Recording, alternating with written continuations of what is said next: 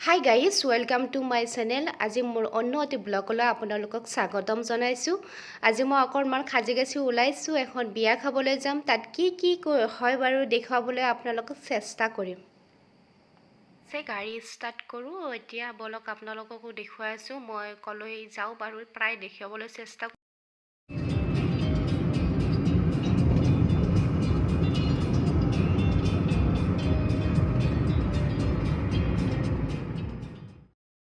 সঁচাই মোৰ এইটো প্লেচ ইমানেই ধুনীয়া লাগিল, ভাবিলোঁ আপোনালোককো এবাৰ দেখুৱাওঁ। ৰাস্তাটোৰ দুটা কাষতে কি আছে, গছ গছনি আছে। মানুহে গছ কাটিব নালাগে। ইয়াতে মই এটা মেছেজ দি দিওঁ, গছ কাটিব নালাগে, গছ ৰুবহে লাগে।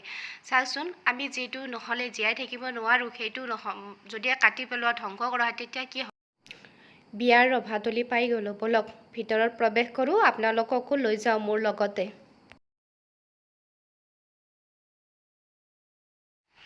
বিয়া খাব গ'লে অকণমান লাজ লাগে মোৰ, তথাপিও বিয়া খাব আহিছোঁ যিহেতু ভিতৰত যাবইতো লাগিব।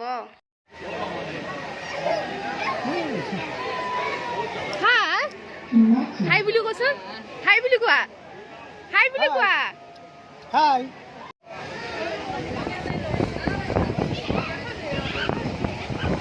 Connected.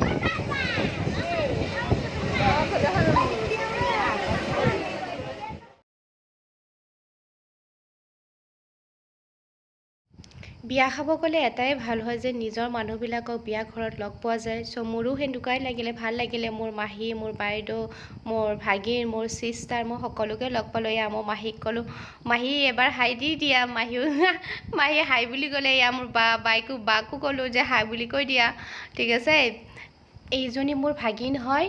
মই তেওঁকো বিয়া ঘৰত লগ পালোঁ, মাত দিলোঁ, কথা পাতিলোঁ, হাই ক'ব দিলোঁ। তেওঁ লাজ কৰিলে, হাই ক'ব।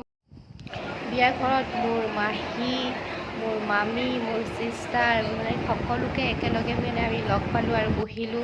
এয়া জেঠীমা কিবা কথা পাতিছে, মনে মনে মই ভিডিঅ'টো কৰিছোঁ। লগ পালোঁ আজি বহুত দিনৰ মূৰত। Thank you. এইজনী আমাৰ মৰম লগা কইনাজনী।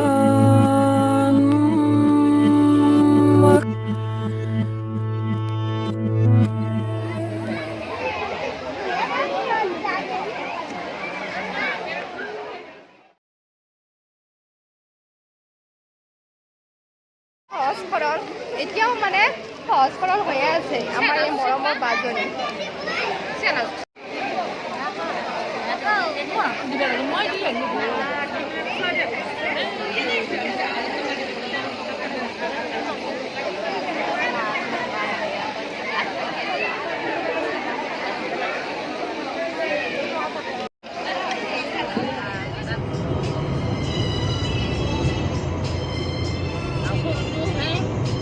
খাই গাড়ী চলাইছে।